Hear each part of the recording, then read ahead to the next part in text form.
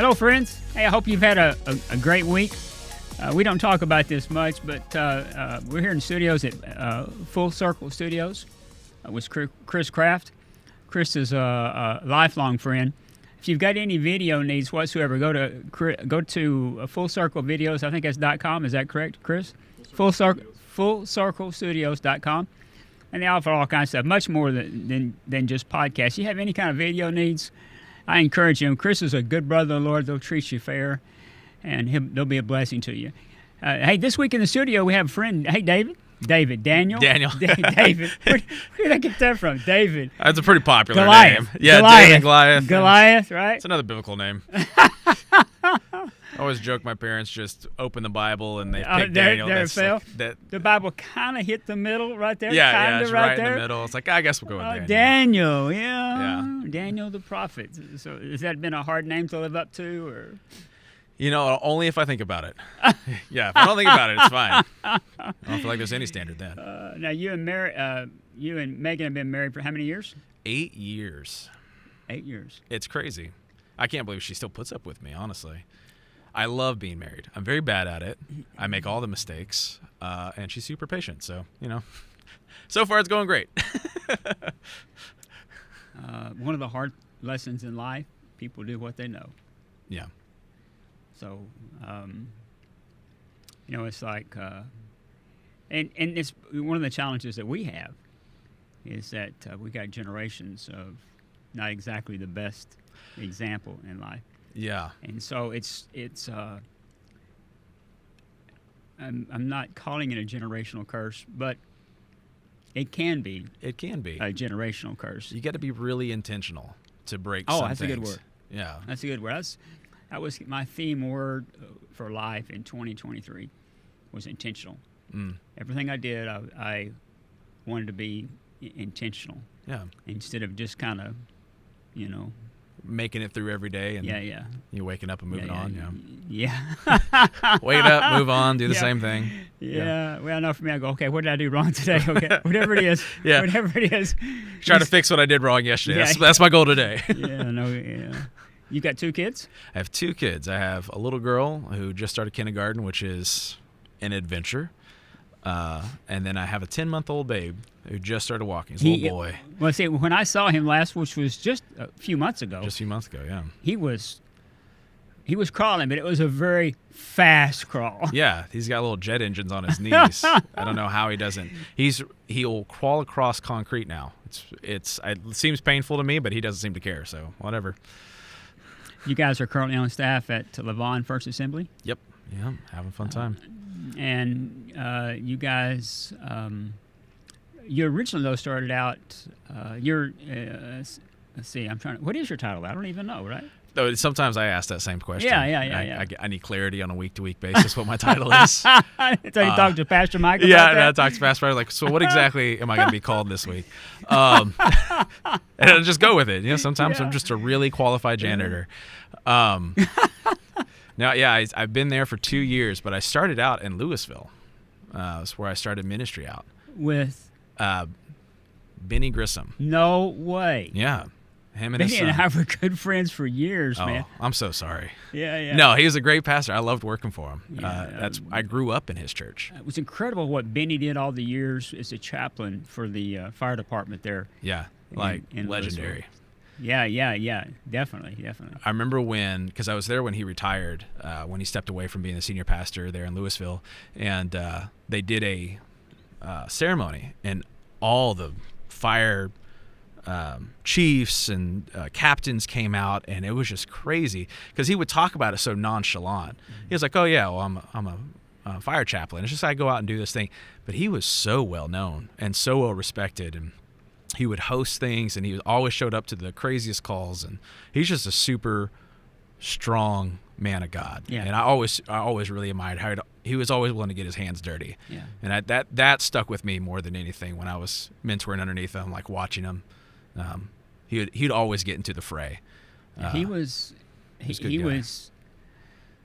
not just willing to get his hands dirty physically. Yeah. But he's willing to get his hands dirty in life. Yeah. He was always looking for ways to reach the lost, to reach hurting people. Oh yeah. He would find the most difficult cases, and he'd be like, "I'm going to help." And sometimes it was ugly, walking through those really messy situations. When you're dealing with people who have messy lives,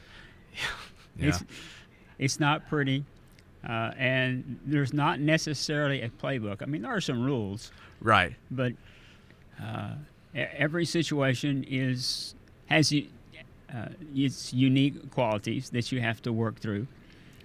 But you talk to me. When you first started in ministry, though, you began as a youth pastor. Am I correct on that? Yeah, I did for a whole year. 1 year. And I thought I was the greatest youth pastor that had ever lived. I was going to revolutionize youth ministry. And what happened? That did not happen. It did happen. I got a new senior pastor when it was actually at the church in Louisville. I was a youth pastor when Benny and them left. Pastor Benny left, and I was just kind of hanging out, filling in the gaps. And then the new pastor came in, and he was like, "Hey, have you thought about kids ministry?" And I was like, "Yeah, I thought about not doing it." And he was like, "I think you should do it." And I said, "I don't want to do it." And he's like, "You don't understand. When I say I think you should do it, I'm your boss. I'm telling you to do it." And so I was like, "Okay." So I took over kids ministry, and I did youth. I did both of them for a while until we found a youth pastor, and then I fell in love with doing kids ministry. I mean, kids were a lot of fun, and they would ask the hardest questions I'd ever heard in my life. And I went to SAGU, and I thought I was ready for tough questions until you get in kids ministry.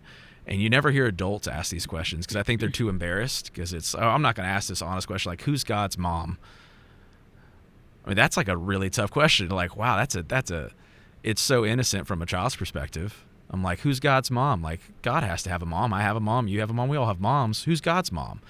And it was such a deep, profound question that I'm like, this is where I'm supposed to be. And I've been doing it for years ever since. It's been a fun journey.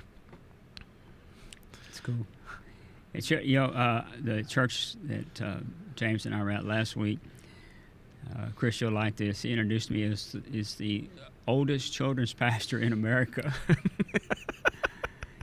I said, first off, I don't want that to be my name to fame, right? Right. I said, secondly, I'm not. I said, Bill Wilson is the oldest. There you go. He's 75, okay? So they asked how old was I, and I said, I'm older. not 75, funny. but I said, I am older.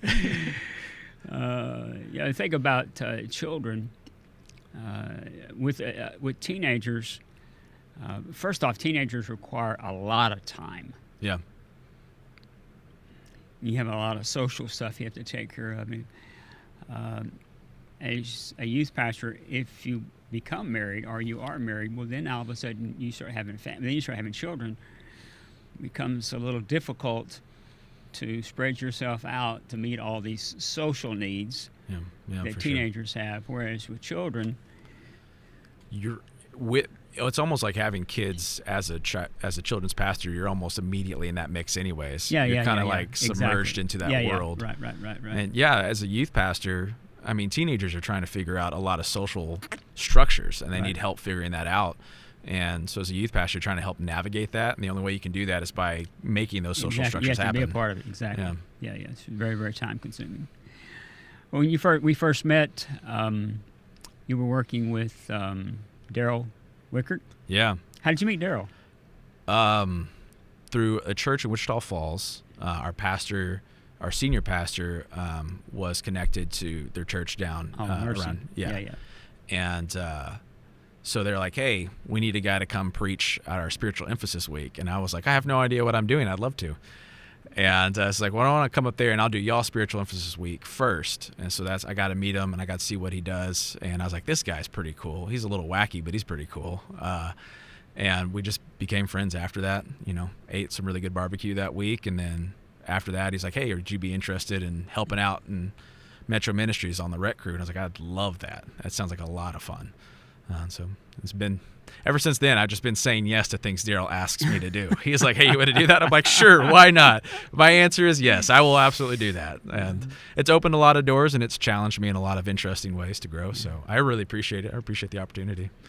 Well, now you're the Director of First Impressions of Dallas Metro Camp. I like that title. That's a good title. It is a good title. What does that mean to you? When the kids show up at Metro Camp, I want them to know it's going to be a weekend they're never going to forget. And so excitement is always there, but I also want, one of the things when we're getting the rec crew ready for the kids to get there is all about relationship. Find opportunities to meet kids.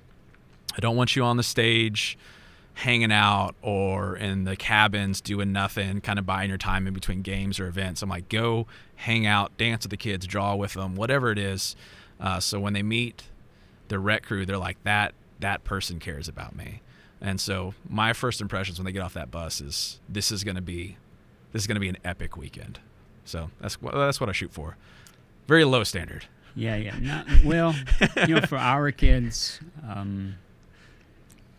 they're not used to being number one. Yeah. I'm not even sure they're number two. Yeah. So for someone to show, that's why when they get off that bus and the chaos has already begun, the smile on their face, I'm ready to go home right then. I really am. Because now all of a sudden they're going, oh, gee, man, this is about me. Yeah. This is different, right? Yeah. And when it becomes about them, I know there's danger in that because, particularly in suburban America, some of the problems we got is because it's all about me, right? Yeah. But for these kids, because everything is kind of secondary to them, and to have an opportunity where it's about them, it kind of gets rid of all that stuff, at least for a few minutes. Yeah. That clutter that's taking place, and the word James uses, noise. Yeah. The noise is gone, at least for a season, right? And in other words, it becomes opportunities for the Lord to speak into their heart, speak into their life, and the changes that they need. Puts them on a whole different trajectory, in life. Why do you serve at camp? For that reason, actually. Okay. I'm a fond believer that when kids are having fun and they're totally engaged, it opens up opportunities for them to have honest conversations. If you feel nervous in a room, you walk into a room, you feel like no one sees you, no one cares that you're there, and no one cares when you leave, you're never going to really build a relationship, but you're definitely not going to open up enough to have a heartfelt conversation that could lead to life change. And so what I see my job as is to create moments that these kids will have that opportunity with the leader, that they're going to be able to hey, listen, I've never had someone care enough to plan a game around me or give me this attention that you're giving me, or someone to be silly, as well. Like, you're an adult, you're not supposed to hang out with me, I'm just a kid. And I want to flip that on its head because it's going to create, I know it will create, I've seen it create opportunities where kids can just get to be themselves. They don't have to carry the weight of the world. They're almost burden-free for a second. And in that moment, they're like, I'm willing to have a conversation now. Yeah. So many of our kids, we force them to make adult decisions as children, and they're not equipped for that. No. And so that's when you have all the other problems that go with that. In the church world, what we really want to do, cards on the table, we want to get into the altars, and we want to pray for the kids. I'm with you, I get it, but some things have to happen for that door to open, or that window to open, for that to take place. And so some of the best times I've had with kids are standing in line, as strange as that sounds. No, it doesn't. Okay, I'm not a line person, so I get it. I don't like standing in line, and yet if I walk up to them, like I used to try to play hand games with them, my hand-eye coordination is not near good enough anymore to do that. But for years I did. Every year I went, okay, what's the new hand game? What's the new hand game this year? I can learn this, I can say that those years have probably passed. But I did it for years. And just, if you can tell two kids, one's in one's face, there's all kinds of creative ways you can get between them and turn that thing around really, really quick. Mm-hmm. Mm-hmm. Just once again, like you said, just by showing them, you actually care enough to talk to me? Yeah. Because when people talk to me, I don't want them talking to me, right? Because I know what's coming next. You know what I'm saying? Yeah. Yeah. So. Yeah, like this adult wants something from me. Yeah, yeah. And it's what's your motive here? Yeah, what are you trying? What do you want? Exactly. Yeah, what's this going to cost me, right? Yeah, when you show up to the table, you're like, I just want to know you. I don't need anything from this. Yeah. And so no different than even like in the cafeteria. Yeah, exactly. Nothing breaks my heart more than to see a child that said, I don't care if they've been bad. I see this all the time. We'll set a kiddo that could have been bad. I went, no, we don't. That's not the way we handle this. Yeah. Yeah. You've just made the problem worse. You feel isolated. Exactly. Well, you already have a behavior problem. Now you really. Yeah. When you push a kid off to the side because they're having behavioral issues. And I understand controlling a situation. You don't want a situation to escalate for sure. I get that.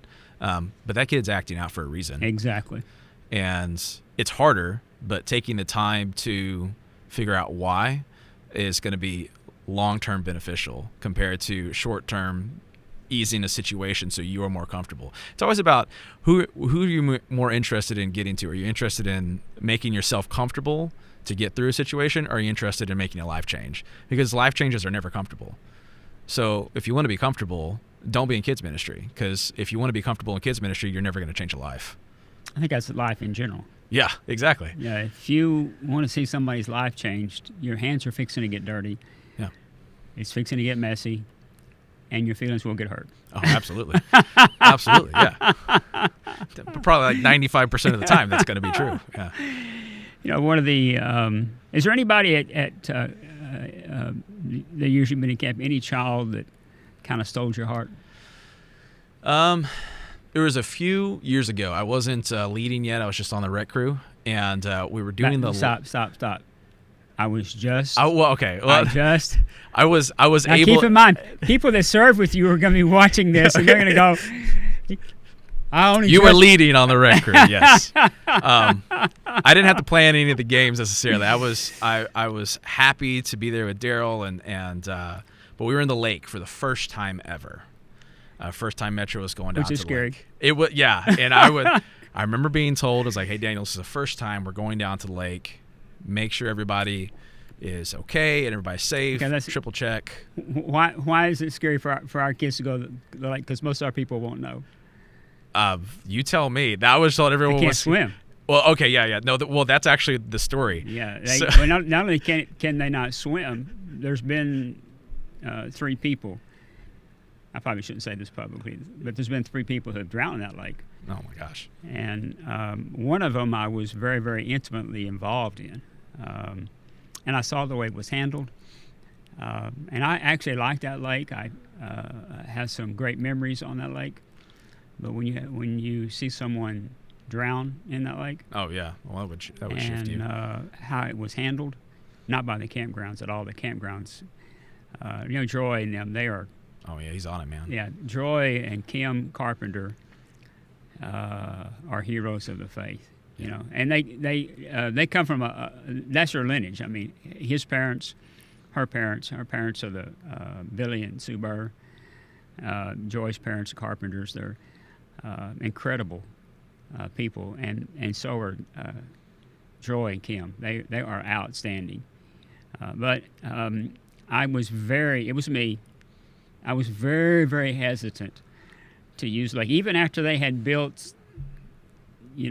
All the new stuff. Yeah, I mean, it's beautiful now. Oh, yeah, it's really, really cool. But it's like high dollar lake stuff when you've been involved with someone drowning in a lake. Yeah. And about 90% of our kids, and that's not an exaggeration, about 90% of our kids cannot swim. Yeah. And Daryl's the one going, okay, we can do this. I went, no, we can't. Well, I remember leading into it, and he was like, Daniel, this is the first time we're ever going to do this. So I need all the rec crew needs to be in the lake. Everyone's life jackets. You're helping kids, and be present and be aware. And you get lifeguards, all that stuff. Everybody's there. Everyone's really vigilant. We're paying attention. And I remember this little boy, he has a life jacket, he's gotten checked, and he's like standing on the edge of the pier. And he's like, I want to go into the water. It's like, but I'm scared. It's like, I was like, all right, man. I was like, I totally get that. And I was like, do you want to jump off? Or you want to, because they have a ladder, you can walk off. He's like, I need to jump. And I was like, all right, man. I was like, I'm going to stand right here. He jumps into the water.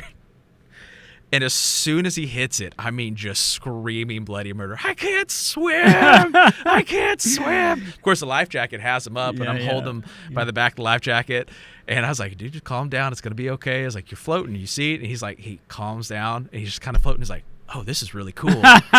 And he's like, how do I get out to that inflatable out there? And I was like, well, dude, why don't we stay here? He's like, no, I want to go out there. And so the rest of my day became his chauffeur. And I would drag him because he couldn't swim. So he would just sit there on his back. He would just swim out, and I'd help him get on the inflatable. He'd jump around, jump back in the water, and I'd swim. I was so tired after that lake time. But the kid came up to me during dinner that night, and it was like, that was the funnest I've ever had swimming. That was so cool. When do we get to go back? And I don't know, you just, those moments, and then that same night you see that same kid down at the altar. Yep. And he's like, that's when that transition happened in my head. I'm like, okay, so if you take the time, you listen to the kid, you hear what they want to do, you create an avenue for them to have an unforgettable moment. And then they're like, this is amazing. Now what do you want to say to me? And I was like, I would like to talk to you about how God can change your life forever. Mm-hmm. And that moment. It's like you've earned the right to speak into their life. Exactly. And so that's why I like working with kids. That's why I like doing Dallas Metro Camp. I don't know. It's to have the opportunity to be able to serve in that way. It's cool. It's just the coolest thing in the world. There's this year, and when I say this year, I would say for the last more than just the last calendar year, having a lot of requests for children's pastors and for youth pastors. And so I began doing research on this, trying to determine why. Is because the churches are growing? Do we have more vacancies than we have applicants? Are we not raising up leadership? I mean, what's the problem here? And the problem is we are not reproducing new leaders in both areas, specifically children and youth. And so one of the things I'm grateful that this Assemblies is doing right now is the call day, March 2nd, I think, 2025. Yeah. When they're asking all the churches to specifically preach on the call of God. There are people watching this today, and they're going, I'm not qualified to do this. Yeah. Or maybe I'm even disqualified because of mistakes that they've made in their life. What would you encourage them today to do? God doesn't give you a calling on accident. And the old verbiage is if he calls you, he's going to equip you. And sometimes we look at it, I'm the first person in my family to be in ministry. My parents aren't in ministry. I might have an uncle in ministry maybe, but I'm not too close with them. And so when I got called into ministry, everyone's like, oh, not you, this ADHD kid who can barely pass classes. Oh, see, I already knew. I knew you and I were. Now I know why we're drawn to each other, right? And, I was just underqualified, and I remember telling my youth pastor, because I had a dream that I was supposed to be a. Okay, stop right there for a second. You said you were underqualified. I felt that way. Do you not think that most people feel unqualified? Oh yeah. So, but God doesn't call the qualified. Exactly. And my youth pastor was like, "Oh, not you, Daniel." And then I went to Benny. I know. But I went to Benny, and I was like, "I think I'm supposed to be a pastor." And he knew who I was. He knew me since I was born. I was crazy, and I was the last person. I was not a nice child. I was not a nice child. And he looked at me as like, if God called you, He's going to open doors for you to become what he needs you to be. Your only job is to say yes. Your job isn't to go out and get all the qualifications. If God needs you to go to college, he's going to help you get there. If God needs you to go into the mission field, he's going to open doors for you. I was like, don't trust in what other people are saying. Trust in what God is saying. And to me, that's if you feel called to ministry, trust your calling and say yes. Say yes to God. Say yes to that urging. Get involved. Start serving.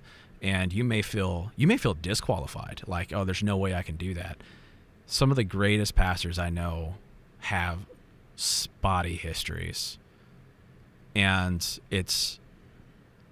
I'm not saying that's good or bad. It's just that's their reality. And they gave that history to God, and that's something they can talk about, usually pretty humbly, like, I don't like where I came from, but God took me from that. And there's a guy I know in our church right now, very spotty history, gave his life to God, and he runs a lawn care business. He's doing really good. And his sons knew him while he was not the greatest role model in the world. And now his sons are talking about going into a prison ministry because he has such an inspiration on them. So he's just listening to that call of God to follow, and because he's being willing to follow, all these other people are being impacted. His kids are answering a call on their life, which is crazy. So I would say if you feel called and you feel disqualified, good, because now you know it's going to be God. And just run down that track the best you can and say yes. And that's how I got to where I am. I say a lot of yeses to stuff that seems really scary and trust in God to get me there. Yeah, I agree. When we, particularly when we started Metro, people close to me were going, failure. Mm-hmm. Failure. You'll never make it. Okay. I get it. I'm not the sharpest crayon in the box. But when you get older, you find out that you're not even in the box. There was a box. I didn't know there was a box. And you're okay with that. Yeah. Because the Lord will use your quirkiness, yeah, to reach people that others that aren't quirky, they couldn't reach them. You know what I'm saying? So, well, that was one of the things. Like, Daniel, you're not serious enough to be a pastor. Like, that's been my biggest critique. Like, hey, you need to calm down when you preach. And because when I preach, I'm very, I'm sure you could imagine, I'm very all over the place when I preach. And I had a lady, a saint. She came to me and was like, Daniel, preach the way God told you to preach. If you wanted to call someone else, he would have called someone else. But he called you for a reason. Yeah. So be quirky. And I relate to that too. When we first started Metro, I really felt like the Lord should have called somebody else. I said, man, I am not, and I wasn't equipped, for real. I was in over my head. Yeah. And I felt the responsibility. You know, when you dive into darkness, it's not pretty, you know, and you realize, man, if change is going to take place here, we're going to have a host of miracles to take place, right? And I go, I'm not sure that, but God, you know, if the Lord has called you, then the Lord will equip you. Yeah. And he'll provide, and he'll sustain you. Yeah, I think you said it right. But God, you know, it's like my two favorite words in the Bible. Yeah. But God. God. You know. Yeah. It changes everything. Hey, you know the journey we're on to build new facilities. You've met our team, our entire team. Great team. Yeah. It's God has raised up an incredible group of young leaders. And they're missing a tool in their tool belt, and that tool is permanent long-term facilities. And, of course, our goal is to build this absolutely debt-free. So those that are listening or watching today, why should they help us today? I would say when people come to me and they ask about giving money or what can they give to, what's going to be the long-term effects of what they're going to give to is always a big question. I think it's a wise question to ask. When you're giving to the Dallas Metro Ministry, this facility that they're trying to build, it's not a building, it's the ability to reach more people. Right. And to have a central location for resources means that you can be more intentional. Back to that word, intentionality. Be more intentional about where you're going in the city, when it needs help, to the areas that need the ministry more. You have that greater communication. So Dallas Metro Ministry, in my mind, has proven itself faithful to the community in Dallas, has proven itself faithful to these to the people who need it, to these communities that need it, and they show up in season and out of season. When it's good in the middle of a pandemic, they're there. In the middle of good times, they're there. In the middle of struggles, they're there. And you guys have constantly showed up. So if you're looking for a ministry that is focused on long-term discipleship in a city that desperately needs the light of Christ, and you're looking for someone who's proven themselves, I will always point to Dallas Metro. Thank you. Daniel, appreciate you. Thank you. Thanks for being here today. Thanks for leading our First Impressions team at summer camp. Yeah. Makes a difference, brother. I appreciate it. It's Makes fun. a difference. Hey, we're so glad you joined with us today. Hey, would you consider joining our All In campaign? Go to our webpage, dallasmetro.org, click on All In, what is All In, and then click, and you can see the pictures there that Michael has drawn. We're really, really close to breaking ground. All we're lacking is you joining with us, partnering with us. Remember, our goal is to do this absolutely debt-free. God's going to use people just like you. So I'm asking you, would you prayerfully consider making a donation today, or what would really help us if you make a commitment for the next 12 months? And together we're going to see God provide this next generation a tool that they need. And they're going to reach more people for Christ than we have the last 36 years. Thanks for joining us today. See you next week. God bless you.